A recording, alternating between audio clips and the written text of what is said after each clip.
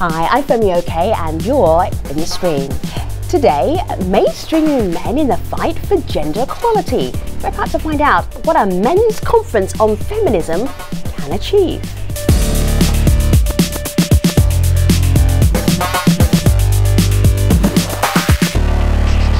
So everybody is welcome to this conversation. Hello men, hello women, boys and girls. Gender parity here on the stream. Malika Bilal.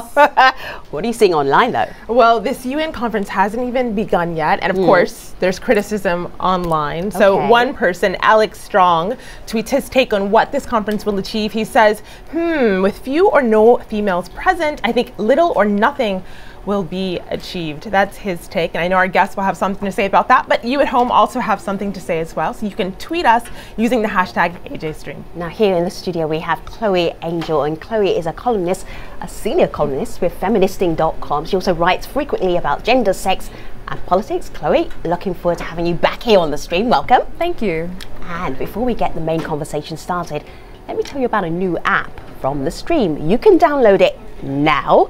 During this live broadcast, you can take a poll, test your knowledge of gender disparities, and see some exclusive content as well. It's just one more way you can be part of the stream.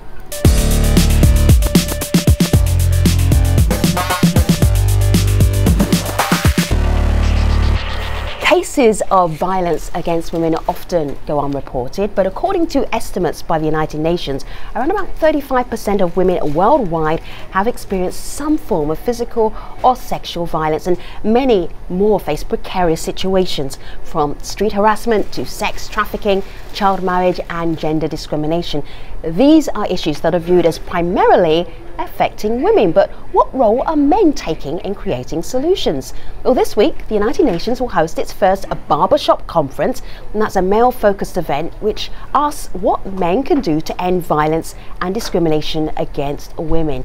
So what are the challenges about getting more men to promote gender equality? With us to discuss this, we have in New York the Icelandic Foreign Minister Gunnar Sveinsson. His country, along with Suriname, are organising the Barber Shop event. Also in New York, Henry MacDonald. He is the permanent representative of Suriname to the United Nations.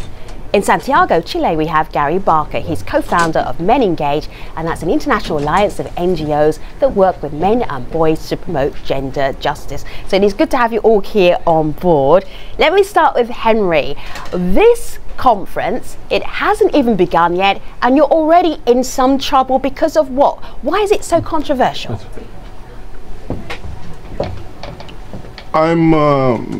This conference, I've been looking forward to it because of the fact that I've been working in the gender area for almost 20 years, and every time when I go to a meeting, there's always a room full of women where with a very small number of men, and I always said, if men are the problem, why can't we find an innovative way, a creative way for them to become a solution? So I'm looking at this conference as finally a conference where we will focus on men in order to inform them and for them to understand why it is important for them to become part of the solution. Henry, I love the way that you as an ambassador sidestepped the question, which was you're already in trouble with this conference because of maybe the way that you set out about it. People were kind of upset about the men focus or the male focus. What were they saying to you about this? Yeah, in fact, this idea from Suriname, when I came with it in Suriname, and Suriname, everybody is behind it. I have, for 3 years ago, I had meetings at the University of Suriname. I have meetings with civil society, with the women's organization, and everybody was really on board. So I was really surprised to see when this went, international, to see, what the international responses were, because the idea, the whole focus was to inform men about their own role. And in fact, I heard that there's going to be a meeting where men will discuss women. All of these things were all over the place, and I was really I was really shocked and I think Chloe may be able to. surprised. I think Chloe may be able to enlighten you about why there was this, let's say, a little bit of pushback about the concept. Can you? Yeah, I mean, I think concerns about men siloing themselves off to talk about sexism, which is something that women have been talking about for centuries, by the way, that men have suddenly discovered that sexism exists and that they need to be alone in a large conference chamber so that they can figure it out. Ladies, just wait, we'll take care of this. That understandably ruffles a few feathers, and you know, the problem here is not men. The problem here is sexism, and we all need to be at the table to be discussing that. There is no point in talking about sexism without having men at the table, and there's definitely no point in talking about sexism without having women at the table. And I think people online are definitely agreeing with that point that Chloe just made. There are lots of critical tweets, but I actually want to share this one because this is someone who sees potentially the benefit of this. Minister Gunnar Hilder on Twitter says, gender equality is a universal human rights issue that concerns both men and women, and we need to inspire more men to enter the debate. So I'm interested in how you are inspiring your fellow UN panelists, other members, high-level members. How are you inspired them to come? Well, we have been trying to open their eyes that this is an important well, let's say we are trying something new, and we'll ask them to come and support this because you know, you cannot take this debate to the end without including the guys, the men. So I feel that my colleagues and those who are interested in generally in equality between sexes, they like to connect to this. So I hope, you know, after this we can take this idea further. This is the first time I think we try to do things like this. So I'm very positive that that will raise awareness of how important it is to stop violence against women and men to take part in the gender equality debate. I'm very happy that we heard this. You know, you asked before about the criticism that we have heard, and that was a very positive criticism in my mind because it showed us that we need to take the debate and we need to have the men on board. I think you can't talk about ending violence against women without talking about masculinity, and I think there is absolutely some value in creating a space where men can talk with and to each other about masculinity, about how to remake masculinity into something that doesn't include violence against women, that doesn't include domination, about how to make masculinity something more positive, in the same way that we've been having conversations for the last couple of decades about how to remake femininity. But by the same token, you know, that criticism was totally justified because women have been critiquing masculinity for decades now, and to exclude them from that conversation now that we've suddenly realized at the UN that we need to be talking about masculinity, that's a problem because women have some really interesting things to say about masculinity.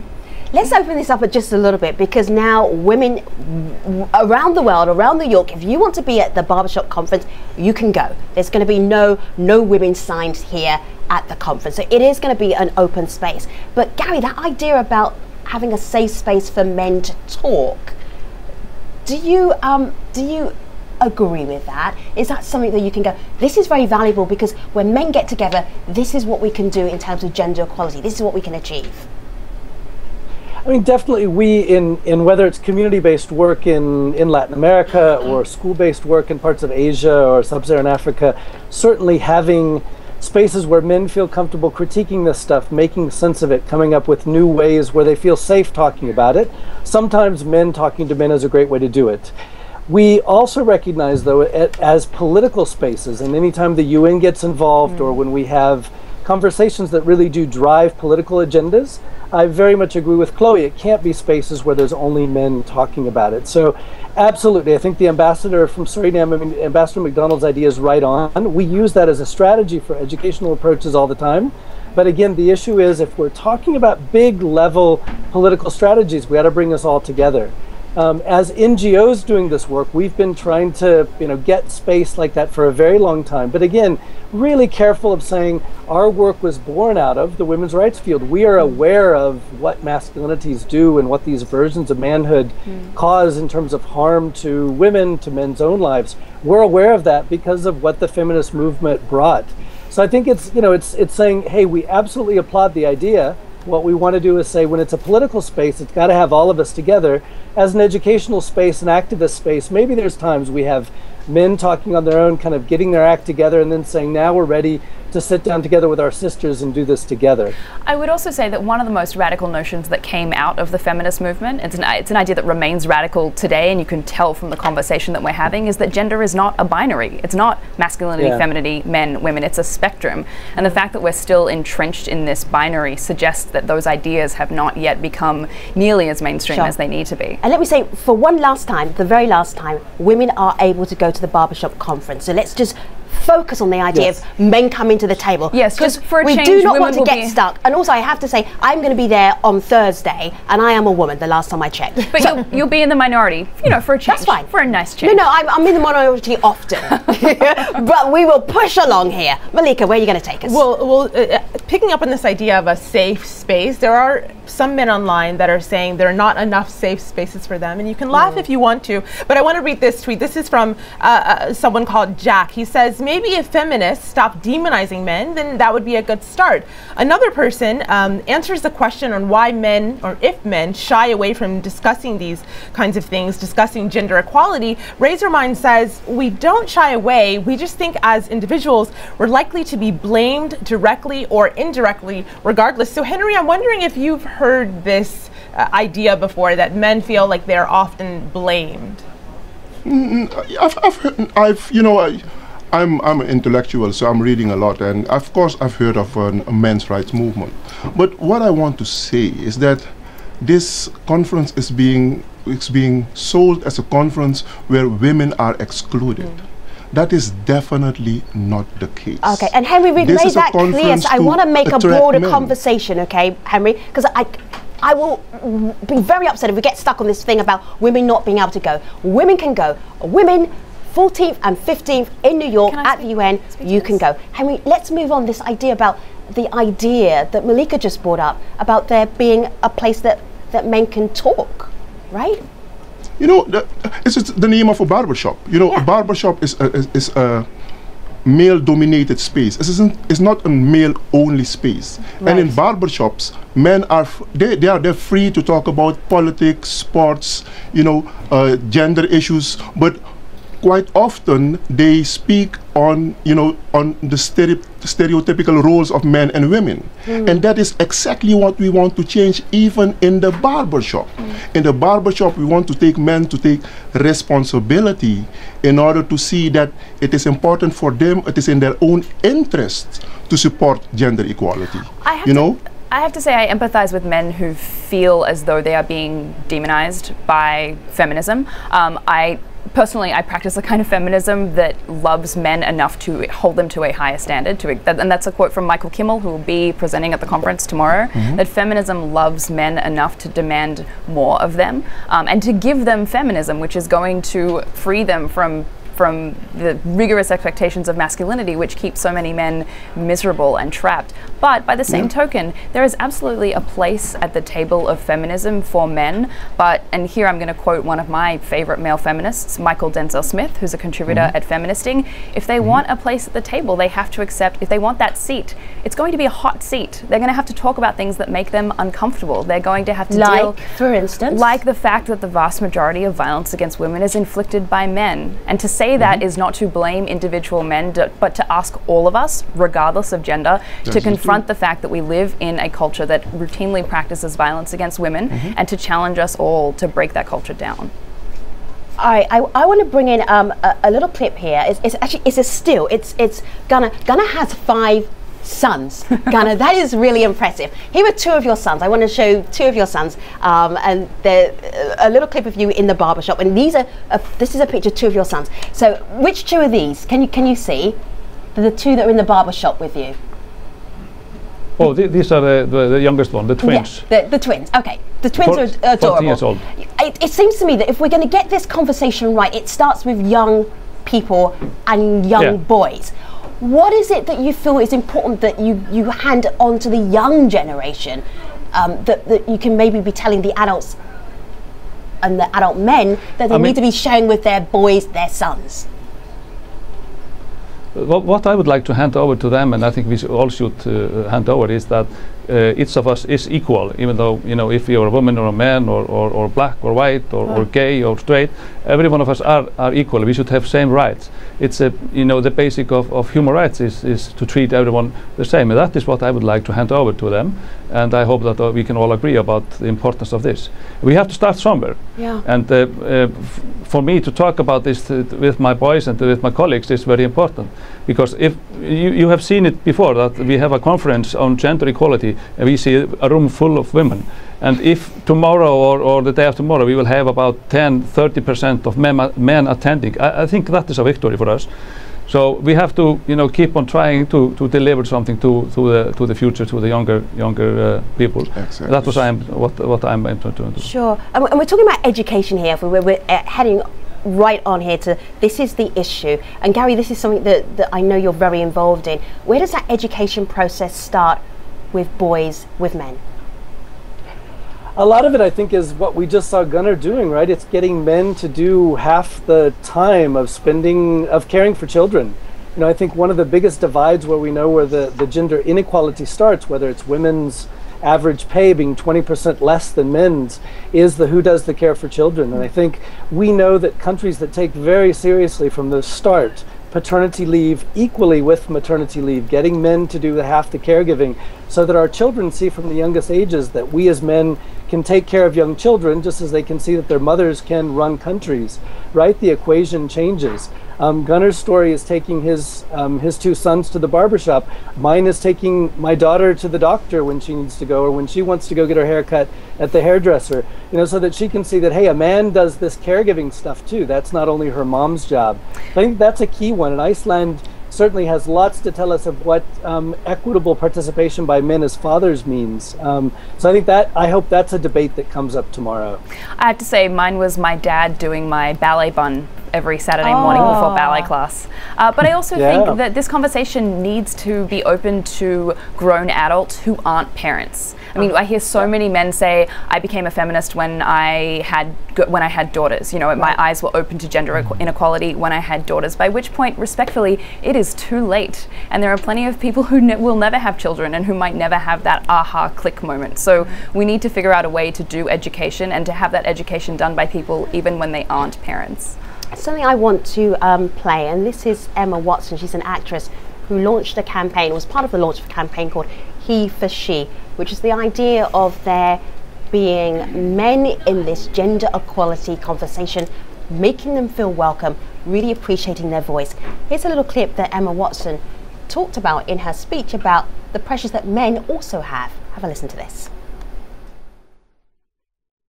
Men don't have the benefits of equality either.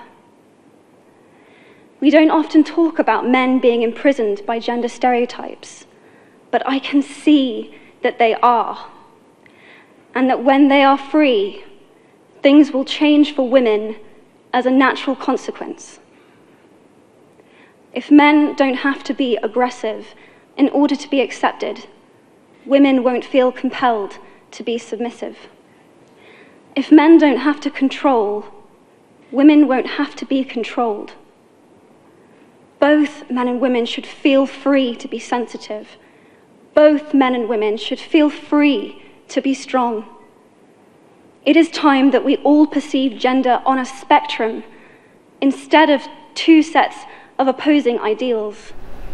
So that's Emma Watson talking about why men are so important in this conversation. What's the online community saying, Malika? Well, they're raising some of the challenges. Everyone, I think, understands that it's an important conversation to have, but then there are obstacles. And so, Chloe, one such obstacle that Aditi writes in about, she says, they, meaning men, don't recognize how systematic and institutionalized the inequality is between men and women. And these are really big terms. You could have several shows on, you know, institutional. Several college courses, in fact. Precisely. So break that down for us in our own lives. How do we then go about combating that institutionalized inequality? You know, I think it starts small. It starts with thinking from when you wake up to when you go to bed in the morning, how gender shapes every moment of your life, how it shapes how you walk, how you talk, what you wear, where you're allowed to go, who you're allowed to interact with, and how the law affects your access to resources. That's what we mean when we talk about institutionalized and structural inequality, that it touches every single aspect of your life, often in ways that are invisible and that feel natural and normal and supported by logic and by law. But when you stop and think about them, it's revealed to be what it is, which is deeply, deeply unjust. See, the World Economic Forum did a survey. They have a series of surveys called the Global Gender Gap Report. Top of that report was Iceland. Almost at the bottom of that report was Suriname. Let's start with Iceland first of all, Gunnar. What is it that Iceland is doing that is getting this idea of gender equality so right? Can you give us a couple of examples so the rest of the world can actually live up to the high standard that you're setting? I didn't get your question very well. Can you repeat it? Yes, the Global Gender Gap Report. Iceland is at the top. What is Iceland doing? Iceland is at the top. You know, we have... Gonna go first. Are you going to answer this? Yeah. Okay. Yeah. We have, of course, been working on this for decades, for a long time. And I think I can say that we saw the biggest change probably was when we had a party for one elections a long time ago, that only women were taking part and were elected for. And then we had also Vigdís Finnbogadóttir, the president, the first woman elected as a president in the world. And you know, we have over the years been you know showing that we do appreciate equality between men and women have showed that in Iceland, that they are at least a pair with the guys, even maybe better in some. Can you give us a few examples? I'm giving you space to show off here, Iceland. Tell me what you're doing that the rest of the world isn't doing. Couple of examples. We are treating, for example, the parent leave that we have. Yes. You know, we have 9 months of parent leave, where the parents, they can they have to take 6 months each of it, but the rest of the 3 months they can divide or whatever they like to do with it. Yeah. So we have decided that the fathers, they need to take part also, and that has raised, of course, awareness between with the guys that you know their part in the home, their part at taking care of children is as important as the women. Okay. That's a very small example, but it is a time that we have been changing over the time. It's not some kind of magic, but you have to be focused. You have to admit that you have to change. Okay, that's really interesting. Henry, Suriname is almost at the bottom of this list for this global gender gap and equality that the World Economic Forum puts out regularly. I want to make this a little bit more personal though. You said you've been working on this whole issue, gender equality, for 2 decades. When you're in a room and there's mostly women in the room, how do you operate? How does that change the way that maybe you can have a conversation? You know, this issue, as I said, you know, I have been going to these meetings and I was always the only man, or, you know, very small group of men. And in fact, let me take this opportunity to congratulate Iceland with being on the #1 spot for 6 years already. You know, that this global gender gap report is being issued for 9 years, and Iceland has been there for 6. And Suriname's almost at the bottom. How are you going to fix that, Henry? Because we've got 1 minute left. Yeah, we are at the bottom. We are at almost. Suriname is 110. And but I need to tell you that they are measuring 4 things.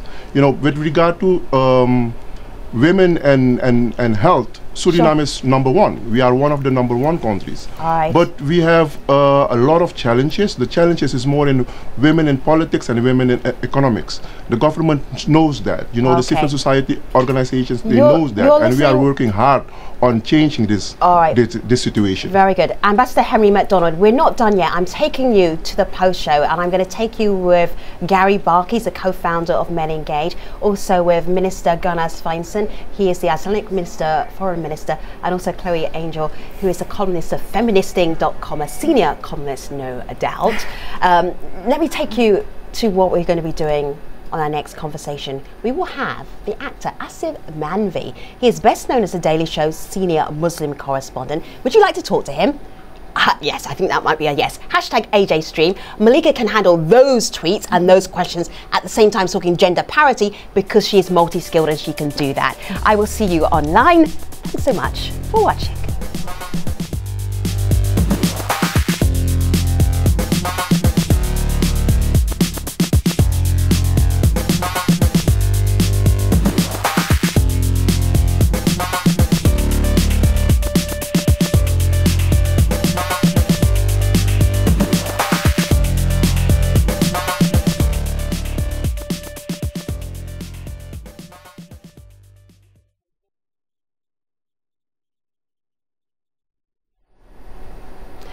Hello again, this is the Stream's online post show. We're talking about men's roles in promoting gender equalities, and this is ahead of the UN's first ever men's conference on that subject. It's known as the Barber Shop Conference. The focus is on men. Women are allowed, so we don't get back into that old conversation again.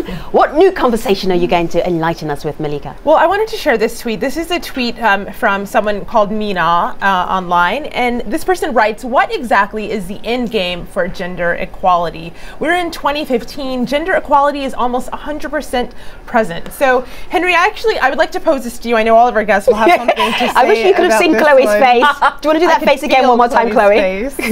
Yeah, exactly. Okay, all right. And I know that's how some of our viewers at home are also feeling. But Henry, I wanted to get your thoughts on this because you're having this conference, and what this person seems to be saying is there's no need for this conference. So what would your first possible sign of success be for after this is done?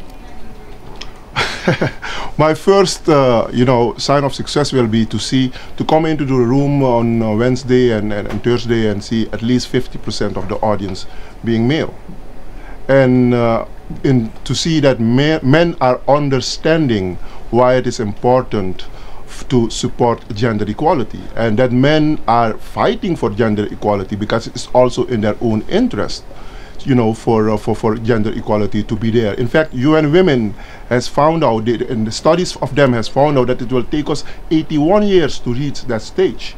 I'm sure that we're going to reach it at one point, but I'm convinced that if men are on board, we can cut that 81 years to maybe 15, 20 years. Maybe I'm going to be able to see it, to have real gender equality all over the board, across the board, for men and women. See, Henry, as you were speaking, I saw Gary nodding. Gary, what was behind that nod there? I was trying to think how we take what Henry was saying and put it into global politics. That is, how do we put this into the post-2015 development goals so that we speed up that 81 years? That's unconscionable as an amount of time to achieve what we all know needs to be achieved. So whether it's women's pay, whether it's men doing half of the unpaid care work on the planet, whether it's reducing the so far really high rates of violence that we've not been able to reduce, whether it's equal participation in schools, that we put some indicators out there that not only speak for what we want women to achieve, but what we need to happen as change in the lives of men. We're also happy, a month from now, we have the Beijing Plus 20 session that is the follow-up to Beijing 95 as part of the Commission on the Status of Women. All right, so Gary, whoa, 1 second. Okay, 20 years ago in Beijing, there was a women's conference, and this is the anniversary of that women's conference, and it was a big deal. It was like amazing. So all of this year, you're here, Beijing 20, which is what Gary is talking about. That was the conference at which Hillary Clinton said women's rights are human rights. Yeah, women's rights are human rights. All right, now Gary, you can pick up. Sorry. I interrupted his flow. He was going into NGO speak all over there. So, all right, so we're doing the anniversary of Beijing 20. Beijing? So, yeah. So, Gunnar, jump in. What do you want to add? I was thinking, how many men were in Beijing for 20 years ago? Ooh. I mean, yes, how many were they? I'm not sure there were too many there. So I think we have to focus on this idea that we have to, if we are going to take this idea that we men and women are going to must be equal, we have to include the men. We cannot, you cannot, be so stubborn that say, we can solve this without the guys. We have to have them on board, but they are not. We are not trying to control the discussion. We are not trying to take over this idea of equality. We just need to be part of it to solve it, to try to go. If I may jump in, for me it is, if there are other ways, I am open. If there are other ways, innovative ways, new ways to make sure that men can come on board, I am open. This was just one way of trying. I do want to point out one thing, which is that none of us has addressed this tweet because all of us are taking for granted the fact that tweet is incorrect, that gender inequality is still a problem, and that when we're talking about solutions, and Gunnar has said repeatedly, repeatedly on the show he wants to raise awareness, and I generally don't think that raising awareness is enough of a tangible goal. But tweets like that point out, they make it very clear that in some cases we actually do need to start at the square one of raising awareness that gender inequality is still a huge problem. All of us at this table accept that that's true, but it's clear that we have a fair bit of awareness raising work to do to get viewers on, and viewers like that tweeter on the same page. Right. Let me just dig a little bit behind the scenes. We also go ahead. Yeah, please. We also, of course, are supporting and showing a support for the he for she campaign. You know, we're not competing with anyone. We are just showing the support to this. And if this barbershop thing will happen, and if it is something that we can be proud of, you can take this idea. You can take this barbershop idea to a community, to another country, to a city, to a club, and try to get the guys to talk about this important issue. And I would say that programs like that exist in Australia, where I grew up. We have programs called Men's Sheds, where older men can go and talk about masculinity and health issues and retirement. No, okay. Yes, but there is also a government-funded. There's also a government-funded pub called the Men's Shed. Okay. But I do want to say, calling it he for she, talking about what men can do for women is, I think, Gunnar said this is a start, and that's true. But if we're going to start, we need to start right, and we can't start from a place of men are going to rescue women from sexism, men are going to solve the problem, because that just reinforces. All right, so Chloe, let me do a little pushback with you here. I'm almost arguing with myself right now because I'm. But here's the thing. This is why men want a safe space, because they can't say anything right, they can't do anything right, and even when they're trying to join in with gender equality, we're being picky about how we actually use the language. It's like they just want to be in the mix and be part of that. Why would you be so picky? Well, at the risk of being picky, yeah. I don't think it's that they can't say anything right. I think it's that they need to listen more and talk less. The vast majority of men and boys grow up in a culture where they are encouraged to talk far more than they listen, and for women and girls it's almost the exact opposite. We're encouraged to listen a lot more than we talk. So I think if men want a place at the table of feminism, if they want a seat at the table, they're going to have to listen, and they're going to have to listen without becoming defensive, and they're going to have to be able to listen to critiques of institutional and structural inequality without taking it personally. And so I don't think it's that they can't say anything right. I think it's that they need to listen more than they talk. Gary? Yeah, I agree that all the men want to talk right now.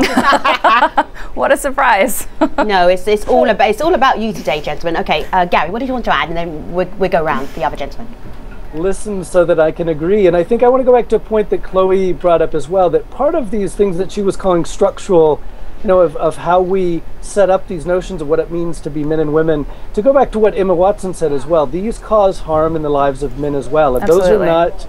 We're able to talk about those. So I think having men feel like we can talk about these things when the moment is right, as we listen at the same time, and acknowledge that our lives get better as we embrace this radical notion that women are fully equal human beings. And I think that's the other point we're trying to get across in the barbershop. Hey, some of this is going to hurt. You're going to have to give up something. Your life, however, will get a lot better, and we can make a long list of what those things are. So I think we shouldn't shy away from that either. We always make this feel a little bit like it's going to be, sort of this painful thing for men, but I think it's also interesting to say there's a lot of things we have to give up, but there's a lot of things we gain in our lives as we are interacting with our partners and women in all spheres of life as full equals. Life is a lot more fun that way. Plus, you might learn how to make a really good ballet bun. May I add something to that? Yeah, Henry, go ahead. Yeah, I would like to. One of the speakers said that men need to listen, and this Chloe. Conference is definitely not only a conference for men to come and speak. It is for men to come and listen, because there is so much information out there which men simply don't know, and that's why Henry, I think for it is instance, important. give us a for instance, so that you can maybe shock us into realizing that there's a long way to go here in this conversation. Things that men don't know that you've personally experienced, for instance. Simple. 7 out of 10 women will be confronted with violence in their life. Many men doesn't know that. 1 out of 2 women will be murdered by her husband, the boyfriend, or another male member in her family.